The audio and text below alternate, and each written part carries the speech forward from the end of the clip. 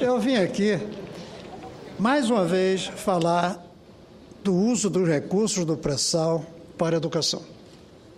Eu tenho insistido, lembrado, que em 2008 eu apresentei um projeto nesse sentido, 100% do royalties do pré-sal para a educação. Aquela proposta, aquele projeto, terminou sendo substituído por outro, que eu fiz junto com o senhor Tasso Gereissati, que mantinha a mesma ideia, 100% para o pré-sal, do pré-sal para a educação, 100% do royalties, mas com uma diferença. O dinheiro não seria gasto direto do royalties para a educação. O dinheiro iria para um fundo e a rentabilidade desse fundo iria para a educação. Com isso, os recursos do royalties ficariam para sempre, permanentes, mesmo depois que se esgotassem todas as reservas. Esse projeto foi arquivado também. Então, eu dei entrada em outro em 2011, junto com o senador Aloysio Nunes. Esse projeto está em trâmite. De repente, passou a haver uma unanimidade em relação ao assunto.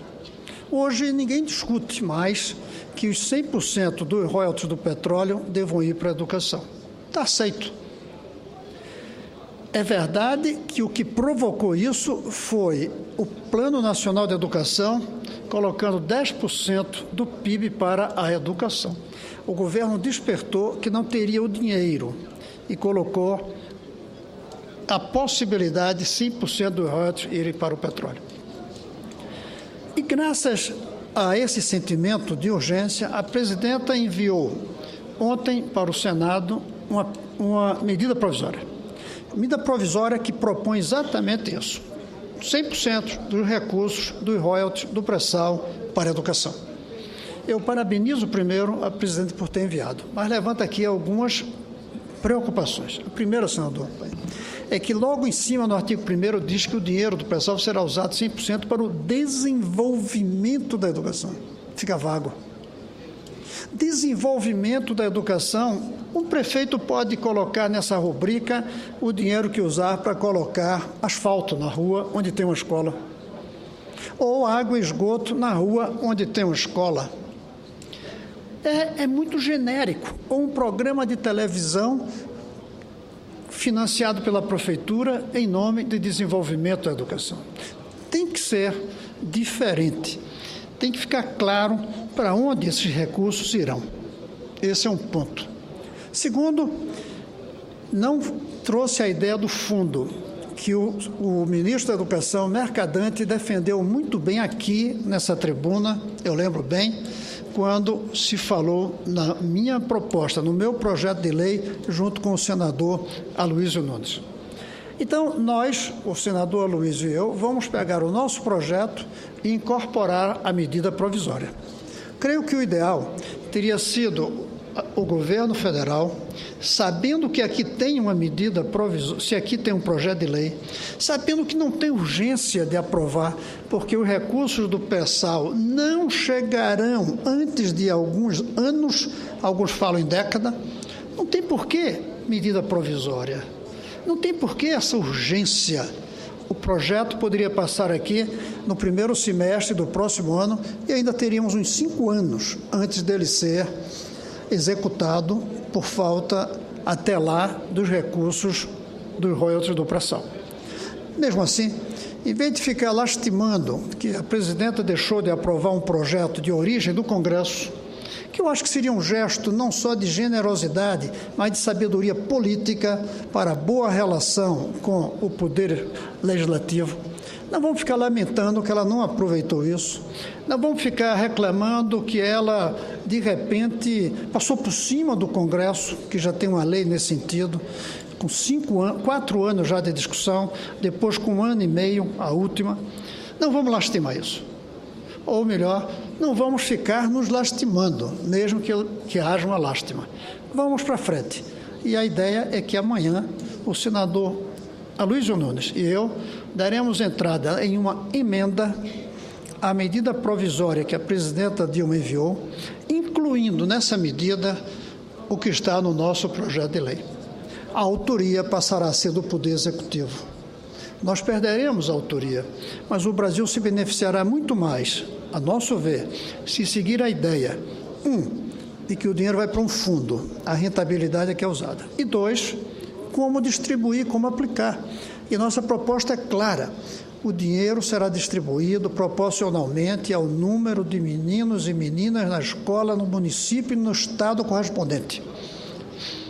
O que inclusive beneficia o Rio de Janeiro, porque é o segundo maior contingente de crianças na escola.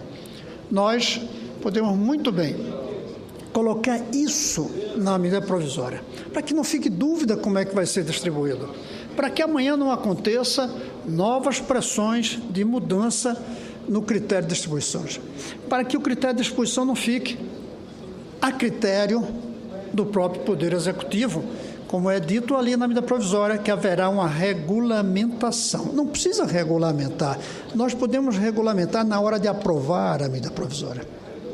E, finalmente, definir o que é que quer dizer gastar dinheiro com educação.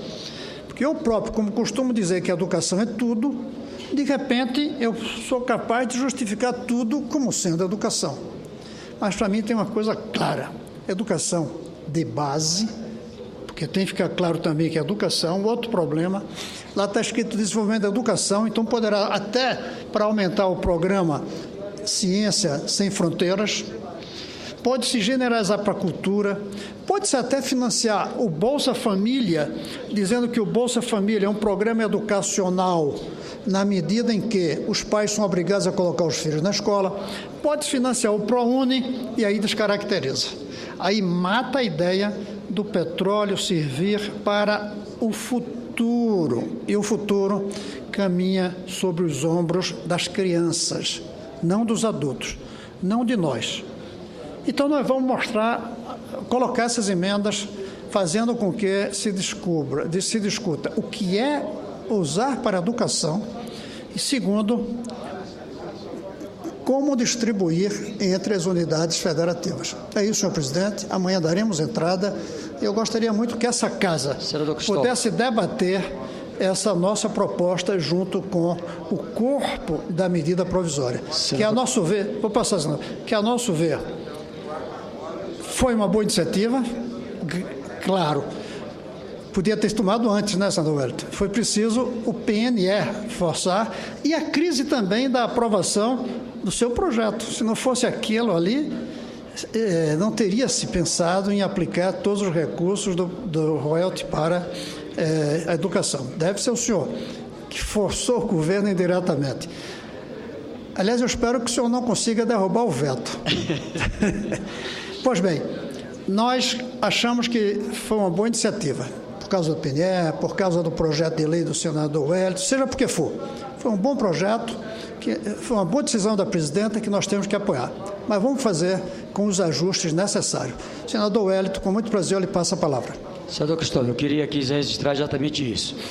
Vossa Excelência já, desde antes de eu chegar aqui, já é defensor dessa tese de ter os royalties como a grande fonte para garantir condições como essa que a Câmara praticamente fez aí as condições. A Câmara, no Plano Nacional da Educação, no Plano Decenal, criou as condições da despesa sem apontar a fonte. E agora cabe ao Senado Federal fazer exatamente as condições dessa sustentação.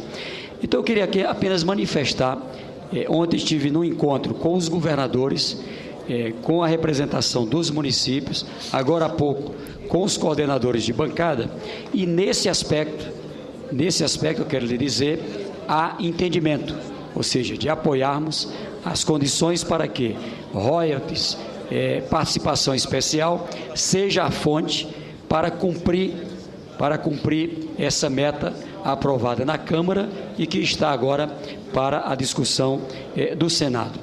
Também o que eu queria chamar a atenção é que é importante ter aí um cuidado, uma leitura para ver o que verdadeiramente está estabelecido como fonte e o que não está. Porque, veja, nós temos uma área já licitada, que é de concessão, e tem uma área de partilha.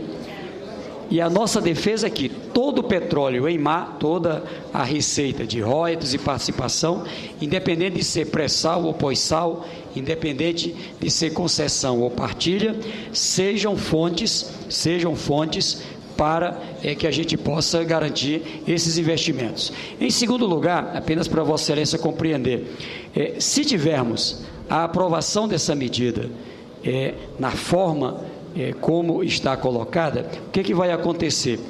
Um estado como o Rio de Janeiro, destinar 100% para a educação significa destinar 13 bilhões de reais.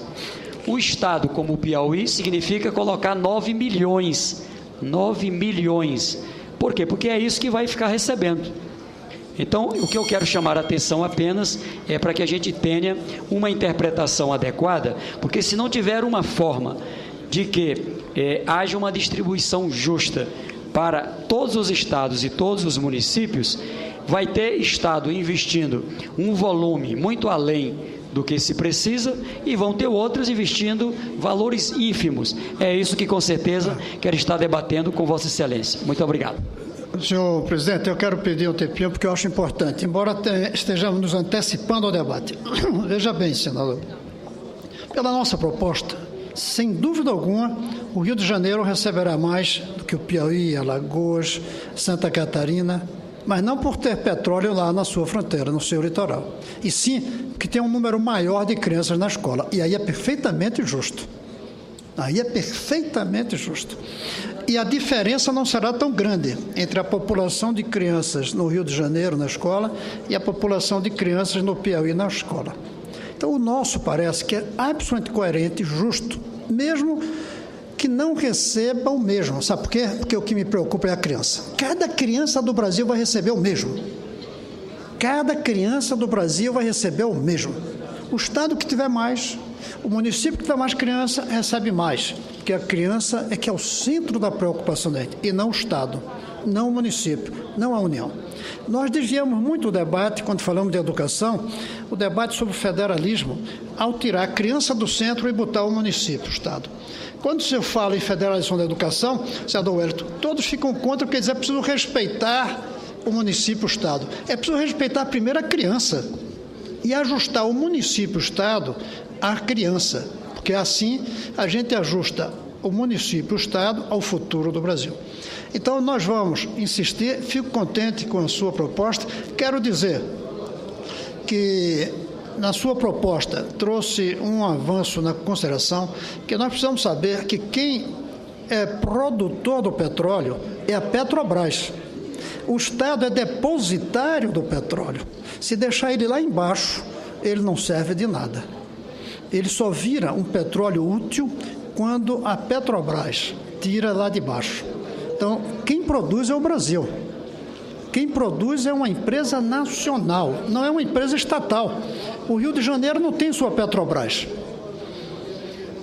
Então, é a Petrobras que produz. Aí alguns dizem, mas é lá que fica o desastre ecológico. Tem que saber que quem deve pagar o desastre ecológico não é o povo.